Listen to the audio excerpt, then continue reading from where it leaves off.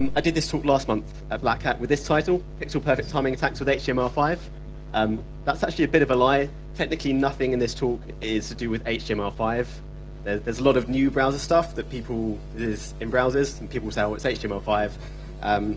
So this is the slightly more honest title, and it talks about SVG and CSS, which is really what I'm going to show you in this talk. So I'm talking about timing attacks. So what is a timing attack?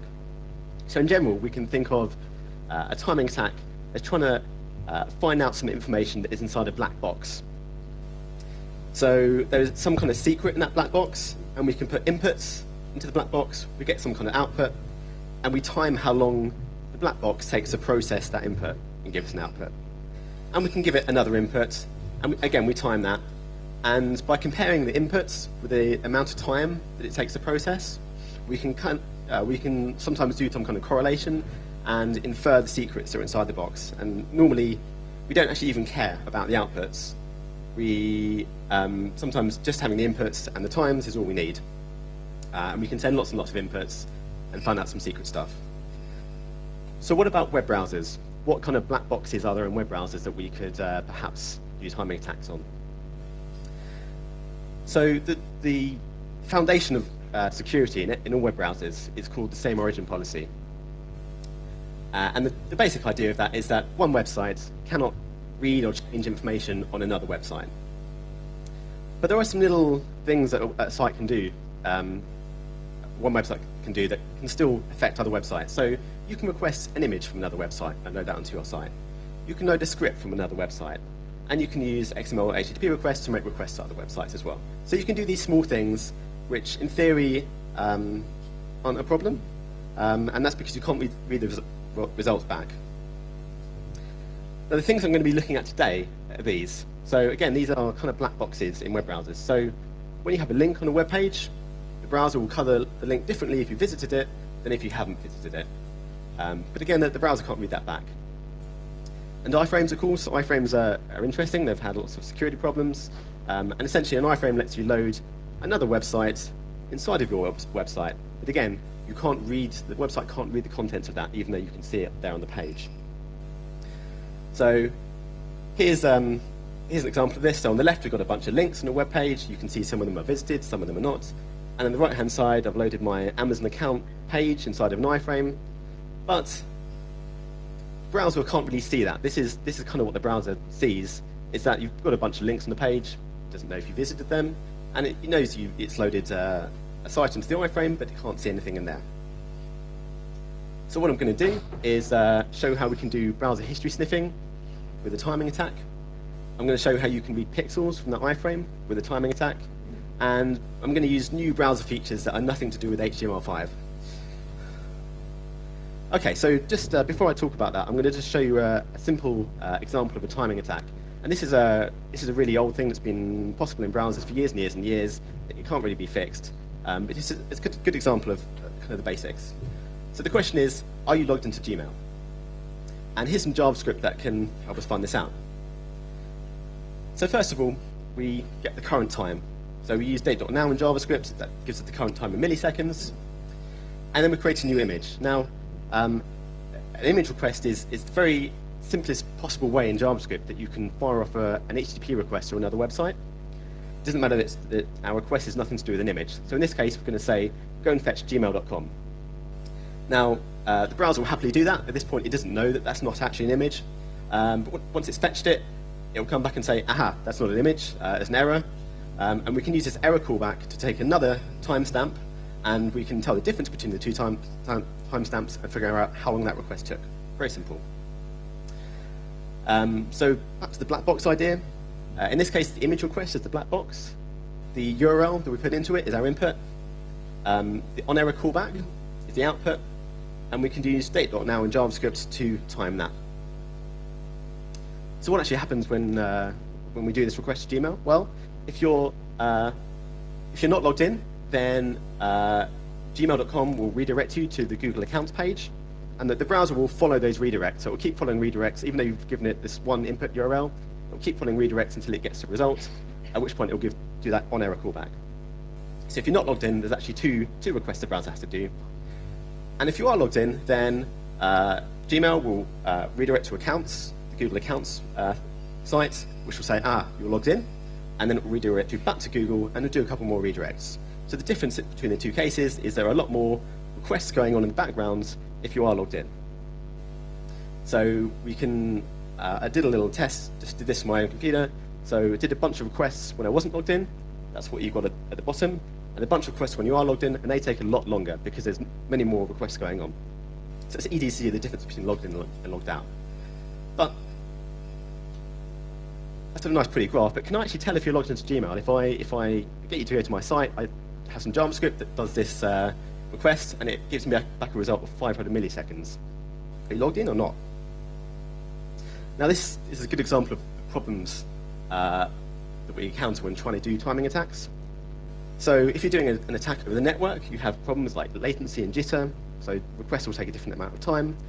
And we don't necessarily know, I know how long it takes from my computer to get to Google, but maybe you're in a different part of the world, you've got a slower computer, or there's other things that can disrupt the timing. So these problems, we can overcome them. So to overcome latency and jitter, we can take lots and lots of measurements and take an average.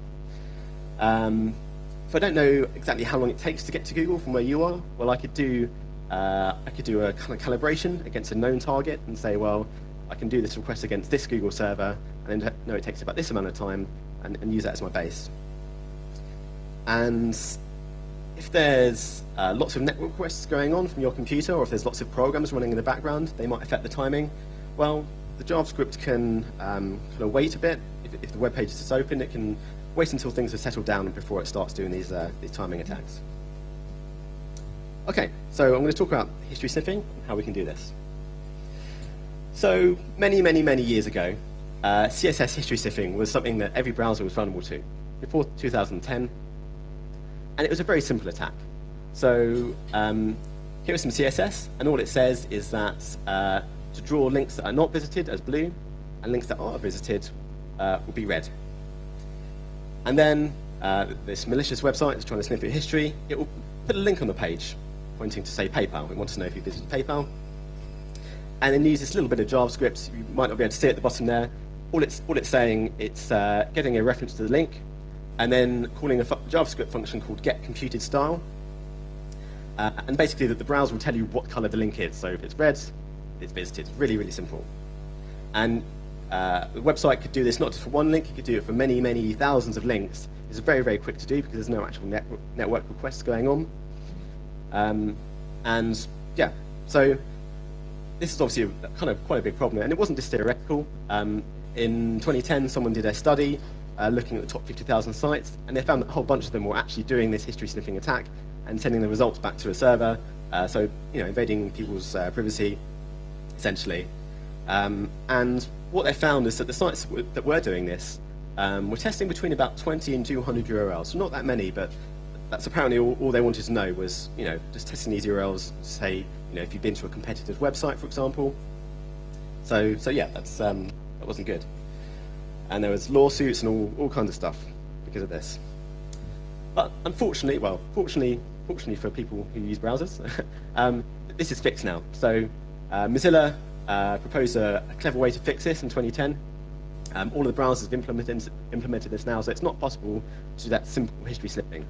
And the way they fixed it was essentially they made the browser lie to you about what color the link is, and they also added some restrictions on how you can style links that are visited. So you can only change the color. You can't have a background image, for example, that would cause another network request to happen. So they fixed it.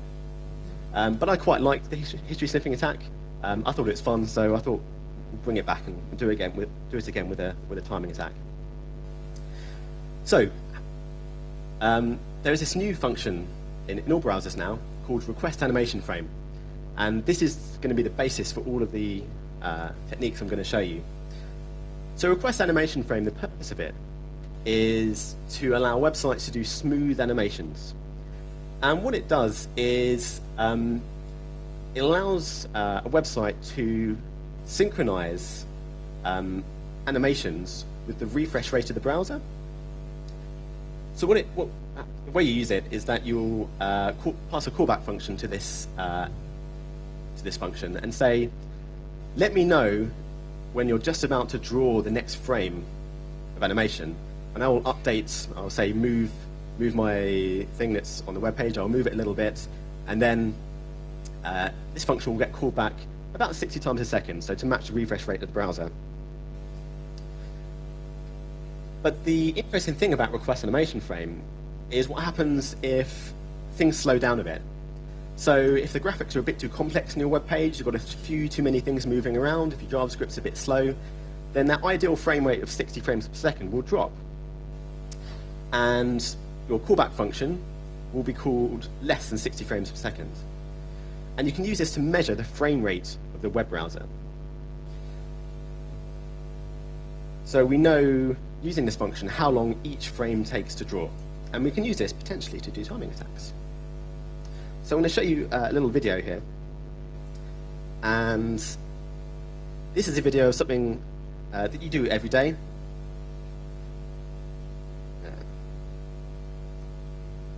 Okay, so in this video, I'm going to type something into Google, and I'm going to visit a website. So if I play this, so I'm searching for HTML5, and I click on a Wikipedia link. So nothing particularly interesting going on there, you might think. But let's slow this down a little bit. Let's slow it down and see.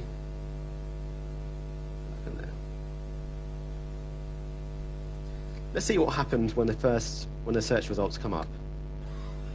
So I'm going to go through frame by frame. Okay, so the search results have popped up there, and if you have a look, again, people at the back might not be able to see, but the top link on the page is a link to Wikipedia, HTML5, and currently that link is blue. And if I go a few frames forward, it's now changed to purple. So that link was visited, and what the browser did was, first of all, it drew the link as not visited. It drew it to blue, and then a few frames later, it repainted it. Now, why is that interesting? You might be wondering. Well, so let's go through that again. So we break it down frame by frame. So what happens when you load a web page? So the page starts loading. So the page is blank to start with, and then the browser finds out that it needs to draw a link on the web page. So let's say it's a link to Google. So at the point it knows it had to put this link on the page, the browser will do a request to its history database to basically say, has the user visited this page before? But instead of waiting for that result to come back, the browser wants to be nice and quick.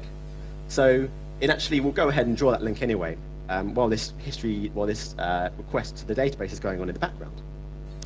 So it waits for this request to come back, so it draws a frame, another frame, and then the result comes back and says, yes, you have visited Google before. So it repaints the link as purple. So in this case, although we're kind of thinking of it in terms of frames, the browser only actually had to paint something on the screen twice. So it had to paint the original link, and then it did nothing for a couple of frames, and then it repainted it as visited.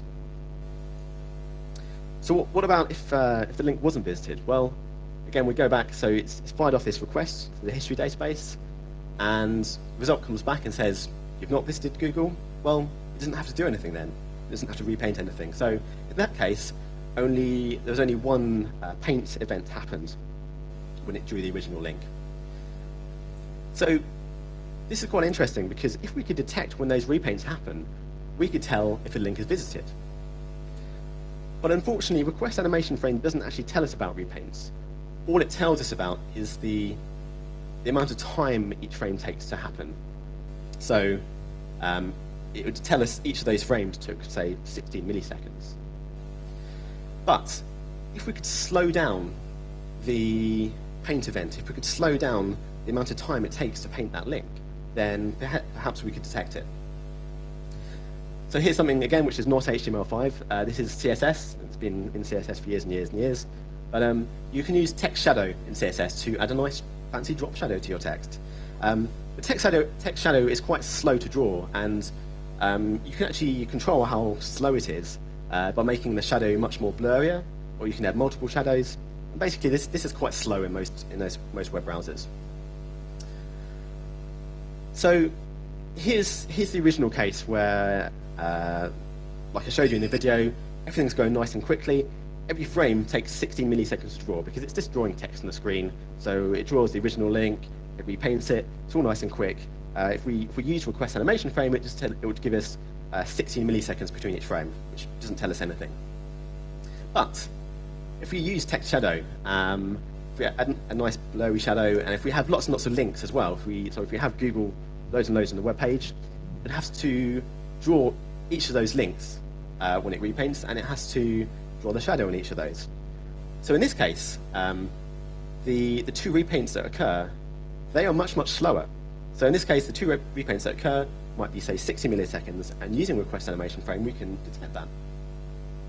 So let's go back to the black box. So in this case, the whole page rendering pipeline is kind of like our black box. And that link that we draw on the screen, that's our input. And we use request animation frames to get our output, which is the callback to say I'm about to draw the next frame. And the actual timing data is the delay between each frame. So here's how we could do a history sniffing attack. And this method works in Firefox and Internet Explorer because they both have that asynchronous URL database lookup in the history.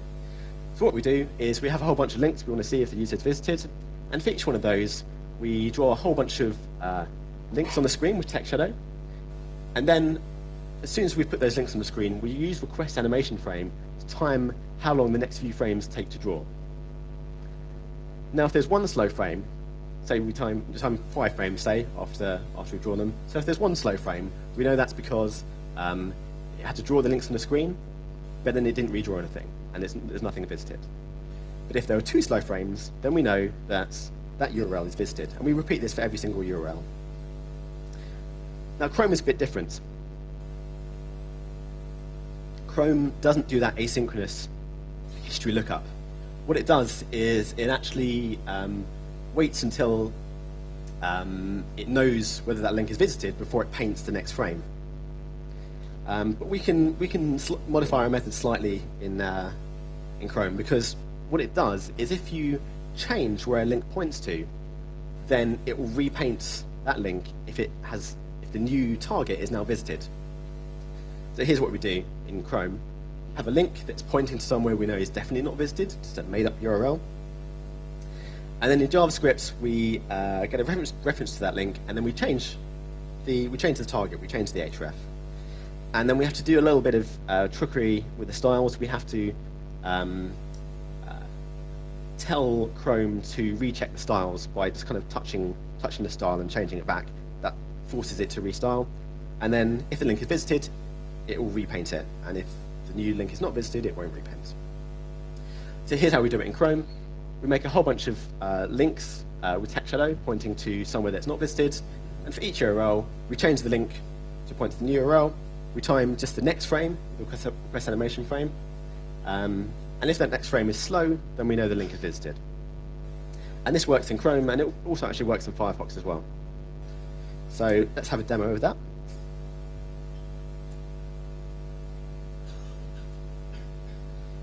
So this is an Internet Explorer. Okay, so what's going on here? All of this is completely visible to you at the moment, but it wouldn't need to be visible at all. We could hide those links. So on the left-hand side, we have a whole bunch of links which have text shadow.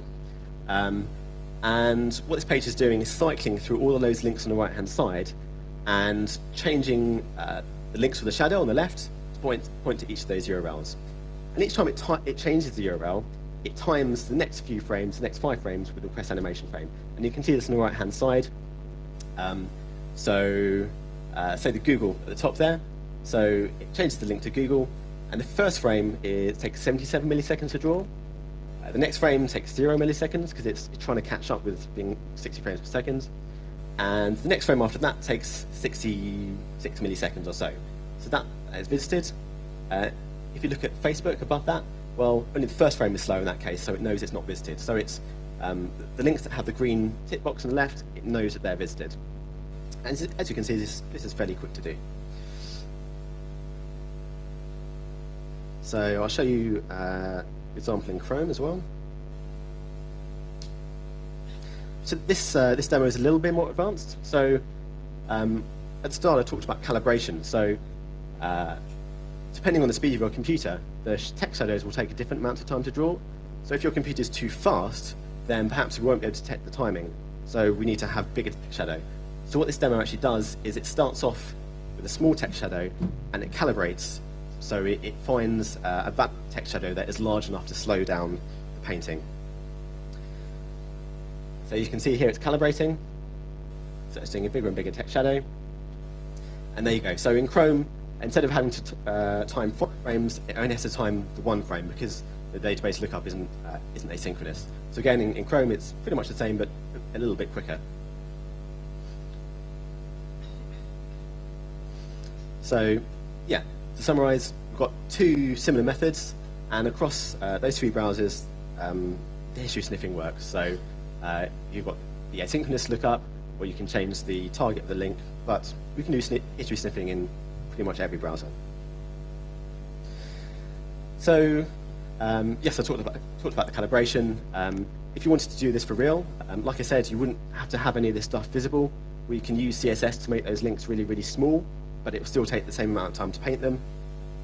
And as for how fast we can make it go, well, the demo I showed you in Chrome, that's testing about 16 URLs per second. I came up with a slightly different method that works in IE that kind of tests URLs in parallel. It's in the white paper, but I've not got time to talk about it now. Basically, we can get up to about 60 URLs per second, which is plenty of time. It's plenty quick enough to do the same kind of attacks that were happening in the wild back in 2010. So you could do this in a few seconds in the real world. Okay, so that was the first part of my talk. That's history sniffing. So now I'm going to talk about reading pixels from iframes. So SVG is a format that's supported by all browsers now, and it's definitely not part of HTML5 again. And SVG lets us draw graphics, vector graphics in the web browser. And one interesting fact is that HTML5 allows you to mix HTML elements and SVG elements in the same document. And you'll see why that's interesting shortly.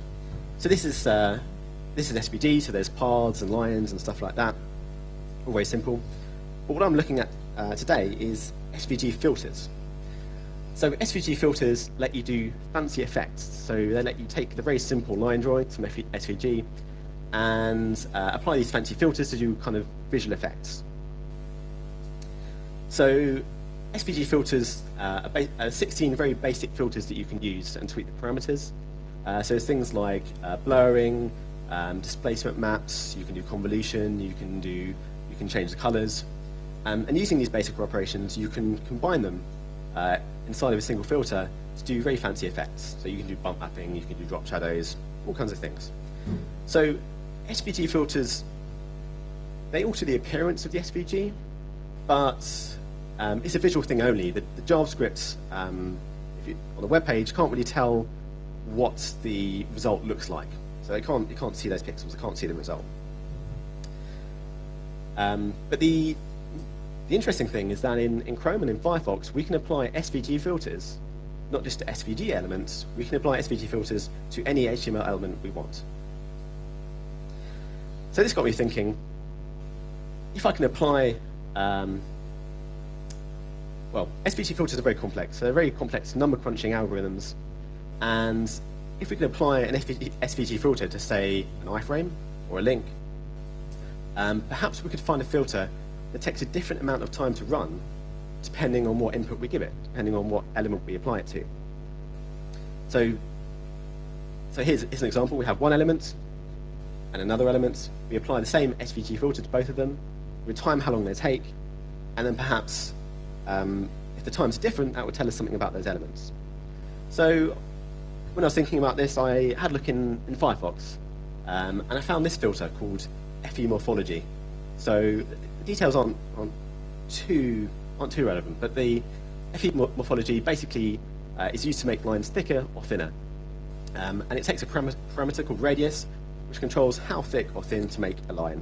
So at the bottom you can see, if you make it thicker, it's called dilation. If you make lines thinner, it's called erosion.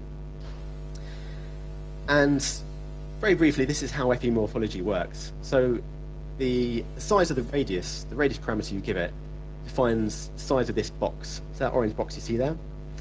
And the filter has to pass that box over every single pixel of the input image. And what it does is, for each pixel it puts this box around, it finds the lightest or the darkest pixel within that region, within that filter box, and it sets the value of that pixel to be the same as the value of the lightest or the darkest pixel there. So if it's erosion, it will be the darkest pixel. If it's dilation, it will be the lightest pixel.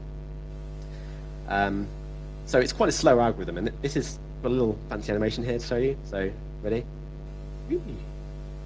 Okay, so what it's doing is it's passing that box over every single pixel of the image, and as it goes, it's making the lines thicker. Now, this is quite slow because in the kind of the naive way of doing it, you have to do a lot of comparisons. So you'd have to take for the size of the image with width times height, you have to do width times height times Rx times Ry, which is the radius of the box. You have to do that number of comparisons, which is quite slow. But Firefox has this optimization. So this is the Firefox source code from kind of an older version of Firefox.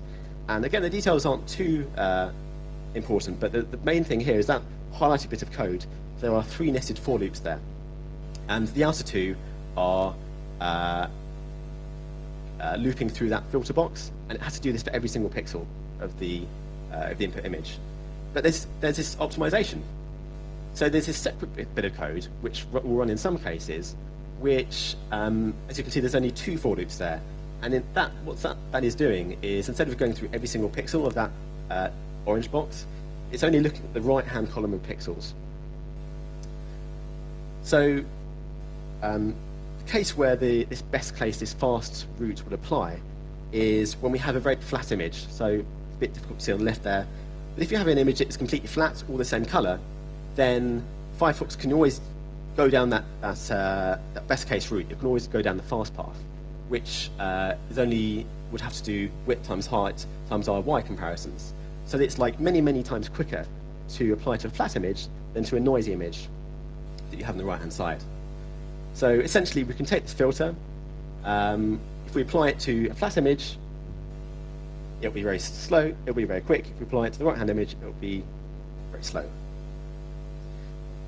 So the problem is, for doing timing attacks, normally we don't really have a flat image. We have somewhere it's very flat and somewhere it's very noisy to compare.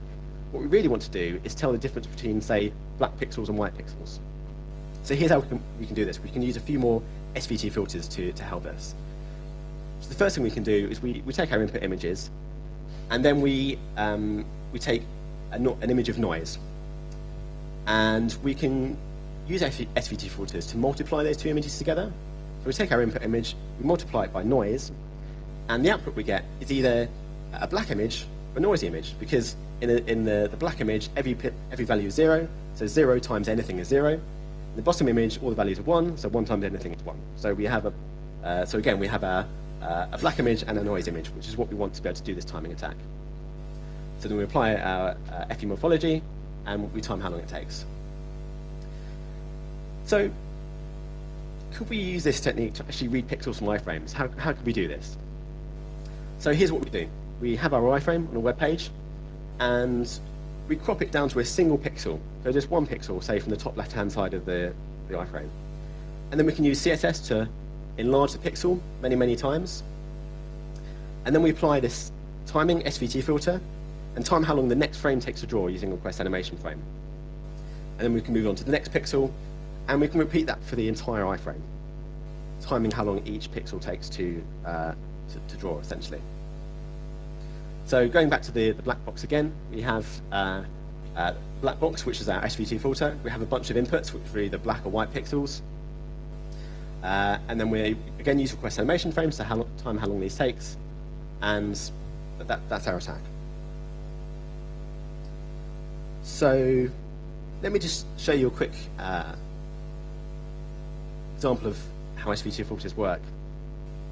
So here we've got an iframe with a website loaded in it, and we can apply just a random SVG filter here, and you can see that although it looks different, we can still interact with the site down here. So it's kind of still live, but it's got this visual effect applied. So I was talking about white pixels and black pixels. Now, on this website, yeah, there's some black pixels and white pixels, but not every website is just black and white. Perhaps it's got colors in. So we want black pixels and white pixels. Well, again, SVG filters can help us here. So we can make a threshold filter using SVG.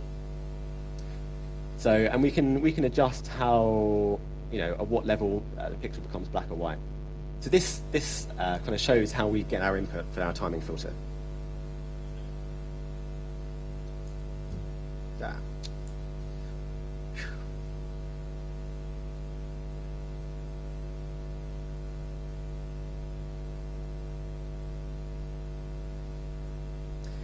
Okay, so there's a few difficulties in doing this. It's not quite as straightforward as I made it first appear. So, if you apply an SVG filter to an iframe, just as it is, the browser will sometimes redraw the actual content to the iframe. So, in applying this filter, we're not only timing how long the filter takes to draw, but possibly we're also timing how long the contents of the iframe take to draw, which is not ideal because we just want to know about the SVG filter. So other things that are affecting the timing is not useful. So in Firefox, there's a very useful CSS attribute called MosElement. And what this lets us do is set the background of an element to look like another element. So it essentially lets us take a snapshot of another element. And that just becomes like a background image. You can't actually interact with it. So when we apply an SVG filter to this snapshot, it only has to deal with the SVG filter. It doesn't have to deal with redrawing the entire DOM and the contents of the iframe and all the text and so on. And to blow up to go from a tiny 1x1 pixel to something a bit bigger, it will be nice and slow to apply our filters to. We can use CSS transforms. So let's have a demo. So I'm demoing this in an older version of Firefox, because this is now being fixed in Firefox. Right, so this is my target. So this is a Google Plus comments widget. And the reason I chose this is because a lot of websites these days actually prevent framing from happening. So because of things like clickjacking, they'll use header like xframe options to say, don't allow this site to be framed, which is a good thing. But in some cases, you can't really do that. So in the case of this Google Plus comments widget, it has to allow itself to be framed. So this is why I used it. And as you can see, it has my name in there. So if I go to, say, a blog post on any blogger website that has comments, this widget will be on the site. But I can just load up the widget on its own inside my own malicious site. And the aim here is to try and read my name, to try and figure out who I am by reading this text. Okay, so here's my test page. Again, none of this would necessarily be visible. This is just to show kind of what's going on. So in the top frame here, we have the actual, this widget loaded inside of my iframe. This one down here, we have, this is using that Firefox attribute called MosElement. So this is like a snapshot of the iframe, kind of zoomed in a bit so you can see the pixels. And on the bottom here, we have, this is just this single pixel, this is this top left-hand pixel here with our timing filter applied. So if we turn on the threshold, we get nice black and white pixels. So it's a bit difficult to see in this light, but when the top left-hand pixel is white, this kind of changes slightly. It's still kind of dark with the filter applied. But when this pixel is black, this goes completely black. And we can time how long it takes, and we can take a few timings to as well, kind of average that out. So in this case, if the pixel is white, we have kind of quite a slow time. And if the pixel is black, oops, oh, hang on. Okay, I'm running it now anyway. So yeah, so it's doing this now. So it's going through every single pixel. It's timing how long it takes to apply the filter to that pixel. And it's building up an image on a canvas here of in this case, of my name. So as you can see, it's pretty quick.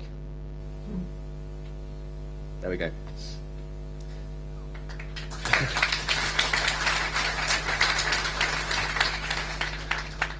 So, you know, on the left-hand side, the site can't actually see what's inside of here. But now this is on the canvas, you can send this back to my malicious server, and in this case, it would have de-anonymized me. So, you know, that's pretty neat, right? But it is quite slow, and you know, okay, that took 30 seconds, but that was only a very short amount of text. It was just a few characters. So the question is, could we speed this up a bit? And if we make some assumptions about the text in the website, perhaps we can make it quite a lot quicker. So what if we knew the font that was being used and the size of the font? And also, what if it was a fixed width font, so the space between each character was the same? And if we knew exactly where on the page to look for this particular bit of information we're after? So there was one case where these assumptions apply, and that is in the view source of Firefox. So if you right-click on the web page, view source, you get the source code of the web page. It's this nice fixed width font. One kind of little trick you can do in Firefox is if you load a URL into an iframe and you put view-source on the front of it, it'll actually load the source code of the website in the iframe instead of the site itself. And there's lots of interesting stuff in the source code of the website. There might be tokens, IDs, cross-site request forgery tokens, authentication tokens, all kinds of things we might want to go after. So, what if we could do some kind of OCR technique on the text? What if we knew enough about the font to know which pixels were used by certain characters? So let's take at the bottom there's number 6. What if we took that pixel? Is that pixel just used by number 6? Is it also used by some other characters? So, if we knew enough about the fonts, if we analysed the fonts enough, perhaps we could only read some pixels from a certain character to know which character it is, instead of having to read every single pixel, which would be quite slow. So here's how this kind of works, right? So unlike real-world OCR, in which text is always different, it's a bit fuzzy, we don't know how big it is, the fonts on the computer are always exactly the same.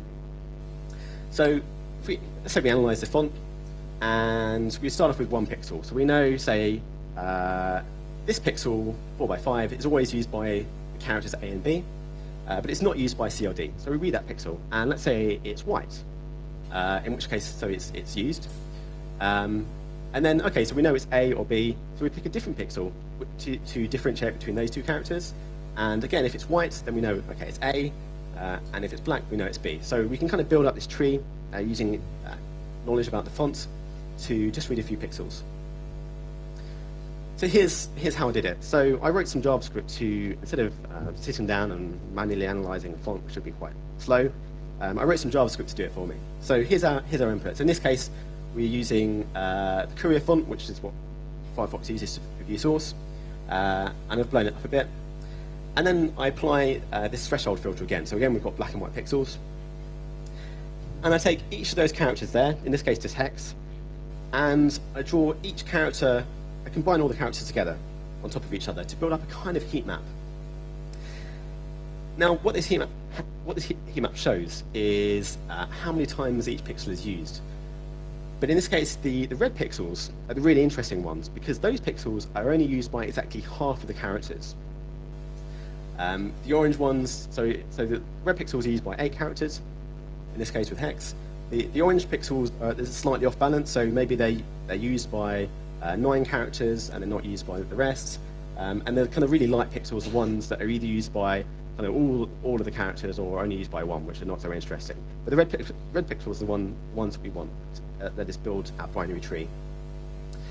So how this algorithm works, so the JavaScript will start off with all the characters, it'll build up this heat map, and it'll pick one of the red pixels, say, okay, that pixel is used by, for example, 4, 7, A, B, C, D, E, and F.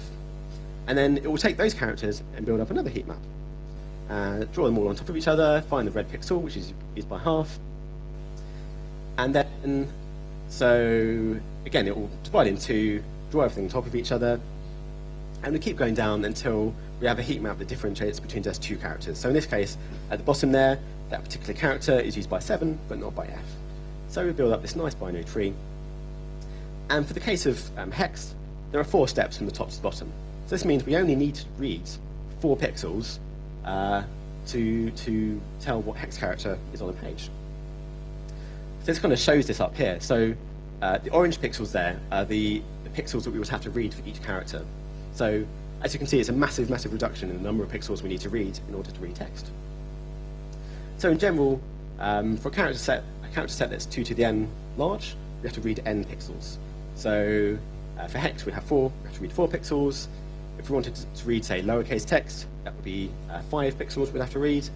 And if we wanted to read, say, base 64 or just uppercase, lowercase text, some symbols, then we can have to read 6 pixels. So this is a lot better. So it's time for my final demo.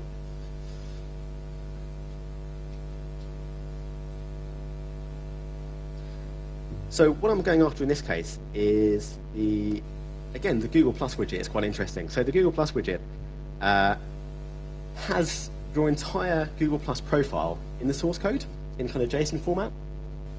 So all that private stuff that's in your Google profile, like stuff like your phone number that you might not make visible to anyone, all that is inside the source code of that comments widget, which is quite interesting. So there's email addresses, telephone numbers, it's kind of interesting, an interesting target. So again, we're very much similar to the previous demo. At the top here, this is the output of that JavaScript algorithm that analyzed the fonts. This is the kind of the raw data of that binary tree. And yeah, here's the source code. And it's going to go after 3 pieces of information. It's going to go after my Google Plus ID, which will uniquely identify me. And it's going to try and pull out 2 telephone numbers. So fingers crossed this will work. So it's calibrated. So we're actually reading my Google ID.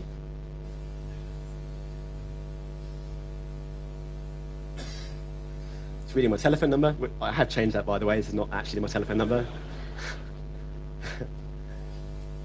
And there's a mobile phone number. So this is much, much quicker than before.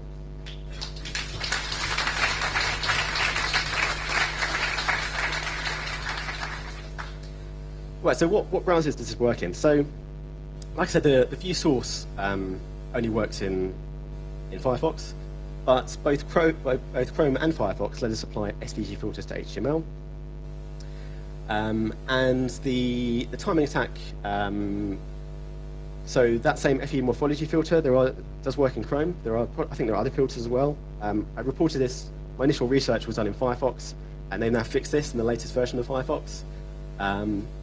Chrome is not fixed yet, but they're working on it.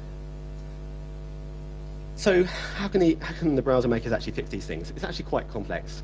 So when I first reported this to Mozilla, the first thing they did was they took out that separate path in the FE morphology filter. So they took out that quick case, which basically made the filter slower. But actually that didn't quite fix the timing attack.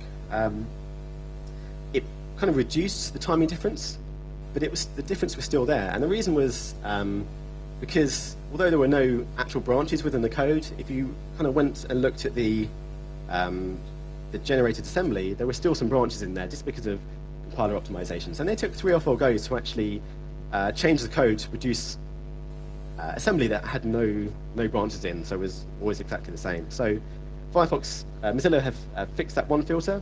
They have, which is what I've used for my proof of concepts, they have removed the kind of branches from the other filters, but they've not been tested, so there may still be some timing differences in Firefox and other filters. So that's the SVG stuff. What about the reading the history sniffing? So with redrawing the links, one way to fix it may be to always redraw the link, whether it's visited or not. So every single link on the page, draw it twice, which is, again, is not great. It's a trade-off, So that would slow down the browser, which is not great. The browsers want to be as fast as possible. And again, with the filters, slowing things down isn't necessarily the the best thing for people actually using the browsers. The other thing perhaps they could do with SVG filters is not allow filters to be applied to things like iframes and links. And in terms of protecting yourself, well, obviously websites should all be using X-frame options anyway, so they shouldn't allow themselves to be frames in most cases. And if you're particularly worried about this, well, I guess you could clear your history lots, use private browsing mode, but really it's something for the browser makers to fix. So that's it, thank you.